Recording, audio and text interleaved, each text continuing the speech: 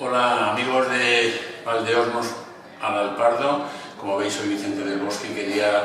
con motivo de la celebración del torneo que lleva mi nombre, pues daros una felicitación muy grande y en especial al alcalde, que es el que lidera todo este proyecto y que lo ha llevado adelante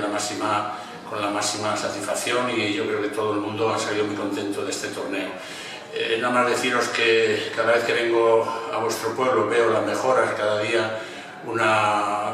mayor dinamismo en todo lo que es este pueblo, y yo creo que eso es merecedor de todo y digno de todo aplauso. Os mando un fuertísimo abrazo a todos.